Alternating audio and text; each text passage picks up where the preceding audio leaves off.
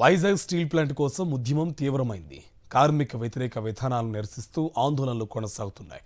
కర్మాగారం పరిరక్షణ కోసం మూడో రోజు రైతులు, మహిళా సంఘాల నేతలు నిరాహార దీక్షలు చేపట్టారు.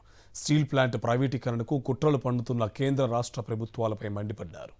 స్టీల్ ప్లాంట్ ఈడీ ఆఫీసును ముట్టడించారు కార్మికులకు ఆపేసిన అలవెన్స్లను వెంటనే విడుదల చేయాలని డిమాండ్ చేశారు.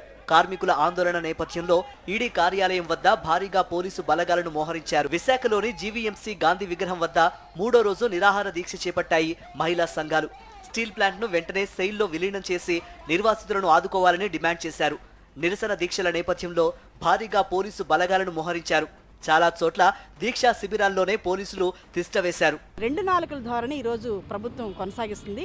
ఈ 2 నాలుకల పద్ధతిని మాత్రం మానుకోకపోతే ఇక్కడ విశాఖ ప్రజలు కానీ, మేధావులు కానీ, విద్యార్థులు కానీ, వికలాంగులు కానీ చూస్తూ ఊరుకోరు. విజయవాడ ధర్నా చౌక్లో రైతు సంఘాల ఆధ్వర్యంలో రిలే నిరాహార దీక్షలు చేపట్టారు. కూటమి ప్రభుత్వం స్టీల్ ప్లాంట్ ప్రైవేటీకరణను ఆపకపోతే పోరాటాలు ఉధృతం చేస్తామని హెచ్చరించారు. ఇది చంద్రబాబు నాయుడు అవకాశవాదానికి పరాకాష్ట అని చెప్పేసి భావిస్తున్నాం. ఆ రకం నష్టాలు వస్తున్నాయనే పేరుతోటి విశాఖ ఉక్కును తెగనమ్మాలనే ప్రయత్నం చేస్తున్నారు.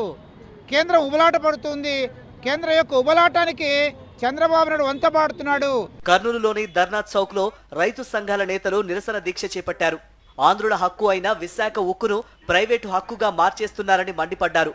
నంద్యాలలో వామపక్ష రైతు సంఘాలు, వ్యవసాయ కార్మిక సంఘాలు, కౌలు రైతు సంఘాల ఆధ్వర్యంలో నిరసన దీక్షలు చేపట్టారు. విశాఖ ఉక్కు ఆంధ్రుల హక్కు నినాదంతోనే ఈరోజు ఉక్కు కర్మాగారాన్ని నిర్మించుకోవడం జరిగింది. కానీ ఈరోజు పాలకుల పుణ్యం అని చెప్పేసి విశాఖ ఉక్కు ఆదాని హక్కుగా మార్చేదానికోసం ప్రయత్నాలు జరుగుతున్నాయి. గుంటూరు కలెక్టరేట్ ఎదుట కార్మిక సంఘాల ఆధ్వర్యంలో మూడో రోజు రిలే నిరాహార దీక్షలు కొనసాగాయి. రైతు సంఘాల నేతలు వారికి మద్దతు పలికారు. ఏలూరులో రైతు సంఘాల ఆధ్వర్యంలో దీక్షలు చేపట్టారు. స్టీల్ ప్లాంట్ ను కాపాడాలని నినదించారు. చంద్రబాబు నాయుడు గారి పరిస్థితి ఎప్పుడు కూడా ఒకే రకంగా ఉండేది.